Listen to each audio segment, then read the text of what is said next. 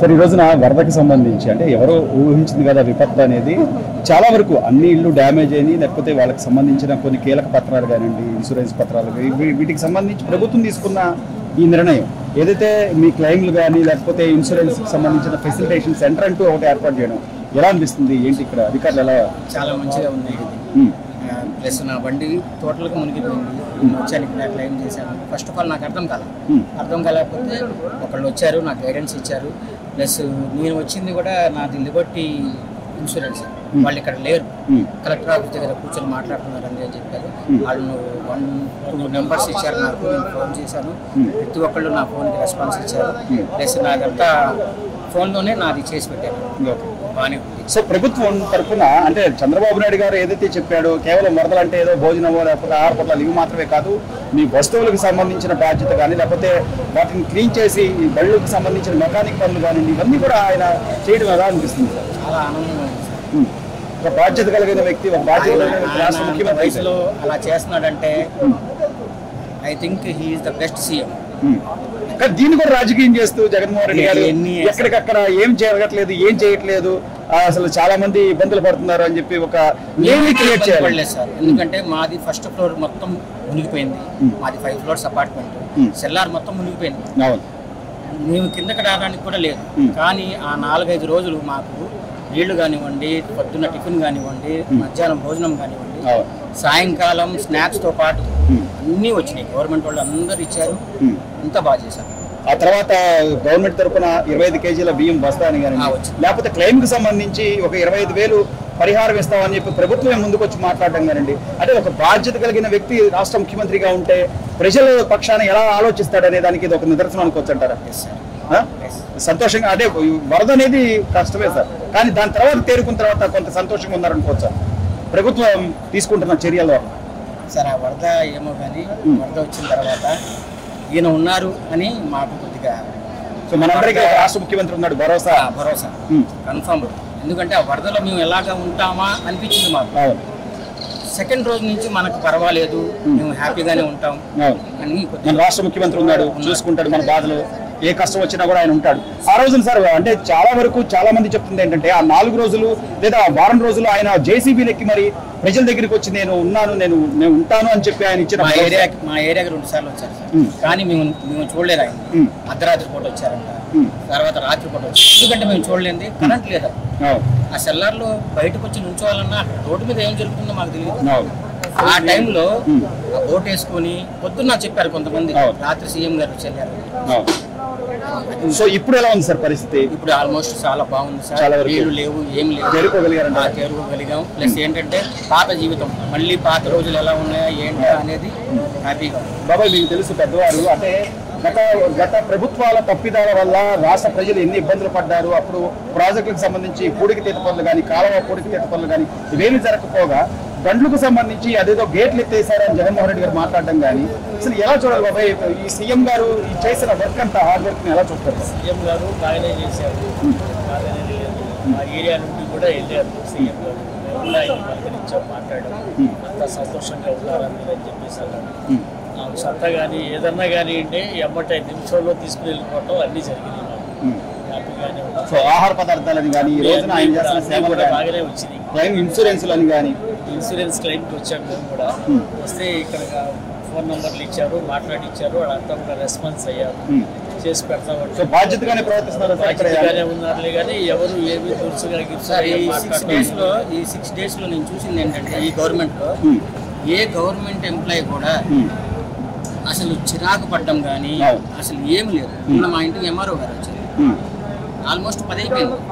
వాళ్ళ పక్కన ఉండేమో సార్ మనం ఊరు వెళ్ళాలి సార్ ఇదేంటంటే ఆయన చెప్పారు ఎంఆర్ఓ, మనకన్నా వాళ్ళు బాధలో ఉన్నారు, మనం ఇంటికి వెళ్ళి 10ంటికే కాదు 1 గంటకి వెళ్ళి అయినా పడుకోవచ్చు, వీళ్ళది చూసి వెళ్దామని చెప్పేసి ఆయన పాపం 11:30-12 దాకా మా అపార్ట్మెంట్ కిందే ఉన్నారు, మొత్తం చేసి అప్పుడు. సో అంటే పైన నాయకుడు సార్ ఇది ఈ ప్రభుత్వంలో అంటే చాలా మంది అంటారు సార్ ఎంప్లాయీస్ కానివ్వండి ఎవరైనా కానివ్వండి, అంటే నాకు తెలిసి గవర్నమెంట్ ఎంప్లాయీ అంటే వాళ్ళకి కొద్దిగా రెస్పాన్సిబిలిటీ తీసుకోలేదు సార్. అది నేను గమనించింది అదే. ప్రశాంతంగా అసలు వాళ్ళు ఎంత హ్యాపీగా మాట్లాడుతున్నారంటే ఓర్పుగా. సో అంటే పైన వ్యక్తి ఒక కమాండింగ్ ఇచ్చి ఆయన దాన్ని చేసి ఆల్రెడీ ఆయన ఫీల్డ్ లో ఉన్నారు కాబట్టి ఆయనే చేస్తున్నప్పుడు మనం చేయలేమా అనే ఒక ఇది కూడా ఇన్స్పిరేషన్ కూడా ఉంటుంది కదా. అంటే ఆయన అడ్మినిస్ట్రేషన్ ఎలా ఉంటుంది అనేది ఇదొక మర్చిపోతారు అంటారు, ఇదొక ఎగ్జాంపుల్ చూడొచ్చు. రైట్ అన్న, మొన్న ఈ వరదకు సంబంధించి ఆటోలు కూడా నీటి మునిగిపోయిన పరిస్థితి. ఇది ఈరోజు ప్రభుత్వమే దగ్గరుండి ఇన్సూరెన్స్ కానీ ఈ క్లెయిమ్స్ కానీ లేకపోతే ఫెలిసిటేషన్ సెంటర్ అంటూ ఒకటి మీకోసం ఏర్పాటు చేయడం, ఇక్కడ అధికారులు కానీ మీతో ఎలా ప్రవర్తిస్తున్నారు అంటే ఏమైనా దురుసుగా కానీ లేకపోతే చికాకు పట్టడం కానీ అలాంటివి ఏమైనా ఉన్నాయా? అదేం బాగానే చేస్తున్నాం. 2 రోజులు 3 రోజులు అయిపోతుంది చెప్పి. ఏంటి మీరు ఏ సమస్య మీద వచ్చారు? ఆటో మాది ఆటోలు అయితే బాగా వైరింగ్ కాలిపోయింది. ఇన్సూరెన్స్ ఉందా అన్న వాళ్ళన్నిటికీ? సో ఆ ఇన్సూరెన్స్ కి సంబంధించిన వాళ్ళతో మాట్లాడిచ్చారా? మీతో అప్లికేషన్ పెట్టుకున్నారా? ఏం చెప్పారు వాళ్ళు? 2 రోజుల్లో అయ్యింది, మీకు ఫోన్ చేస్తాను, బండి దగ్గరకు వచ్చి చూసుకొని మీకు అమౌంట్ స్పాట్లో కార్డు స్పాట్ చేస్తాను, లేదు కంప్లీట్ చేస్తాను, కంప్లీట్ చేస్తాను. సో మనలాంటి వాళ్ళకన్నా ఇలాంటి ఒక కేంద్రం పెట్టకపోతే ఎవరిని అడగాలి, ఎక్కడికి వెళ్ళాలి, అసలు ఏం చేయాలి అనేది తెలిసేదన్నా? చంద్రబాబు నాయుడు గారు బాగా చేస్తారు. ఆయన కొద్దిగా కష్టపడుతున్నారట, చంద్రబాబు నాయుడు గారు పని చేస్తున్నారట, జగన్మోహన్ రెడ్డి గారు ఏం చేయట్లేదు, అంత ఒత్తదే ఎవరికి షో చేస్తున్నారు. అది జగన్మోహన్ రెడ్డి అంటే ఇది కూడా చేయలేదు సార్. జగన్మోహన్ రెడ్డి ఇది కూడా చేయలేడు కూడా. ఆయన వల్ల కూడా మాత్రం పెద్ద తలకాయ మాత్రం ఆయనకి ఏం చేయాలో, ఎక్కడి నుంచి ఎవరిని తిప్పితే ఏ పని చేయాలో ఆయన ఈరోజు రాజకీయాలు మాట్లాడుకోవడం కదన్నా, మేము కూడా మీతో పాటు కలిసి పనిచేస్తాం, ప్రజల్లో వాళ్ళ కష్టాలు మేము కూడా వస్తామని చెప్పి వాళ్ళు రావడం లేదు. మానవ సేవ అంటుంటారు కాబట్టి అది వదిలేసి మీరు అసలు ఏం చేయటం లేదు, లేకపోతే నేను నందిగం సురేష్ గారిని వెళ్ళి పలకరిస్తాను, లేకపోతే ఇంకొక దాడి చేసిన వాళ్ళ దగ్గరికి వెళ్ళి పలకరిస్తాను, ఇదే అన్న రాజకీయం ఇప్పుడు చేయాల్సిన రాజకీయం చేయకూడదండి. వరదలు ఎలా ఉన్నారో జనాల గురించి ఎలా చేయాలో అది ఆలోచించాలి. ఇప్పుడు అలాంటివి అన్ని కలుపుకోకూడదు. ఇప్పుడు జనాలు వరదల్లో ఉన్నారు, ఆ జనాల గురించి ఏంటని మనం అయితే ఆలోచించాలి. ఆయన పార్టీ ఆఫీస్ మీద దాడి చేసిన వాళ్ళు నిజం కాదు, గతంలో తెలుగుదేశం పార్టీ ఆఫీస్ మీద దాడి చేశారు, చేశారు. దాని గురించి ఏం చేయాలో తర్వాత అది ఆధారాలు లేకుండా అయితే ఎవరు పట్టుకోరు కదా, పట్టుకోలేరు. ఇప్పుడైతే అది కాదు మనకి, మనం జనాలకి ఏం చేయాలి, ఏ డెవలప్మెంట్ మైండ్ లో ఉన్నారు కానీ వాళ్ళు అలా దాడి చేశారు, వాళ్ళు ఎలా చేయాలని బాబు గారికి ఇంత ఆలోచన లేదు. వాళ్ళకి ఏముందంటే వాళ్ళు. సో ఈ వయసులో కూడా ఆయన 10 రోజులు పడ్డ కష్టం మనం చూసామన్నా. జేసీబీలు ఎక్కి మా వైఎస్ఆర్ కాలనీలో కూడా నీళ్ళల్లో నడుచుకోండి, చిన్నపిల్లలు ఎత్తుకొని అమ్మా మీ భరోసా నేను ఉన్నా, మీకు ఏది కావాలంటే అది అందిస్తా. తిన్నాను, ఫుడ్ అందించారు, బట్టలు అందించారు, వాటర్ ప్యాకెట్లు అందించారు, దుప్పట్లు ఇచ్చారు, చాలా రకాల సాయం చేస్తారు. ఈ ప్రభుత్వం అంటే ఏదైనా కానీ ప్రభుత్వం అనేది ప్రజలకు సేవ చేయడానికి కదా, ప్రజలకు కష్టం వచ్చినప్పుడు నేను ఉన్నాను అనే భరోసా ఇచ్చింది ఆయనే బాబు గారు. మిగతా వాళ్ళంది ఏ పార్టీ కూడా రాలేదు. మీ ఏరియా కూడా వచ్చారు చంద్రబాబు నాయుడు గారు, చూసారా మీరు? మాట్లాడారా? మాట్లాడడానికి కూడా కష్టంగా ఉంది. మామూలుగా అయితే మా ఇంటి పక్క నుంచి వెళ్ళారు, ఫుడ్కి పాలకి వాటర్ కూడా ఎక్కడ కూడా ఏ ఇబ్బందులు పడలా. నీళ్లు ఉన్నాయి కాబట్టి కొంత కష్టం అనిపించింది కానీ తర్వాత 2-3 రోజుల తర్వాత మాత్రం ప్రభుత్వం సాయం చేసిందంటారా చేయలేదా? బాగా చేశారు. మా ఇంటి దగ్గరికి వచ్చారు, మాట్లాడాను, చేస్తాను. ఎక్కడ మీ ఏరియా? ఎక్కడ? న్యూ ఆర్ఆర్పేట సింగనగర్. అలా మీరు సో ఈ రోజున కొద్దిగా మళ్ళీ ఆ కష్టాల్లోంచి, ఆ వరద బాధల్లోంచి కొద్దిగా బయట రిలీఫ్ గా బయటకు వచ్చాం అనుకుంటున్నారా? నార్మల్గా వచ్చా అన్న. సో ప్రభుత్వం ఏమైనా కష్టపడి పని చేసిందా లేదా అది చెప్పొస్తున్నారు? చేసింది, చేస్తుంది కూడా. చంద్రబాబు నాయుడు గారి పరిపాలన ఎలా ఉందన్న? ఆయన ప్రతి విషయం నేను ఉన్నాను అని ఆయన బయటకు రావడం కానీ, ఆ జేసీబీలకి ఆ అర్ధరాత్రి పూట ఆయన వచ్చి మాట్లాడడం కానీ, నైట్ 2-3 కూడా ఆయన ఆ టైంలో తిరగనంటే చాలా గొప్ప.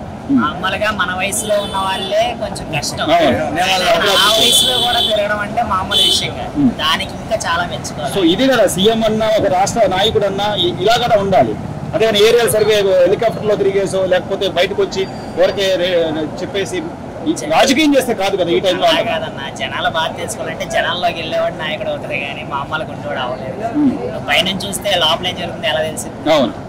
అందుకని చంద్రబాబు గారు లోపలికి వచ్చి ఏం జరుగుతుంది అని చూసుకోవాలి.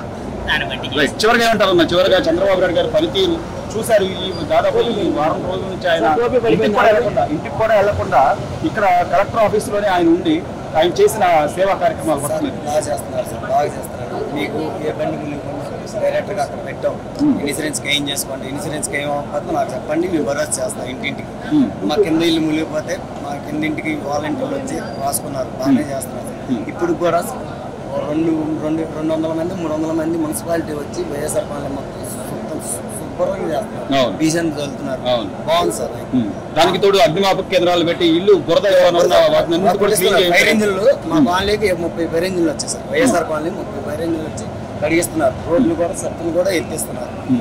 దీని మీద కూడా అంటే వాళ్ళు ఏదో డబ్బులు తీసుకుంటున్నారని లేకపోతే కొంతమంది డబ్బులు అడుగుతారని ఇట్లాంటి ప్రచారం అది లేదు సార్. అదేం లేదు, వాళ్ళు ప్రసారం చేసుకుంటున్నారేమో, బాబు గారు లచ్చగా ప్రసారం అలా చేసుకుంటున్నారు కానీ ఇంతవరకు అదంతా ఏం లేదు. గవర్నమెంట్ బాగా పనిచేస్తుంది సార్.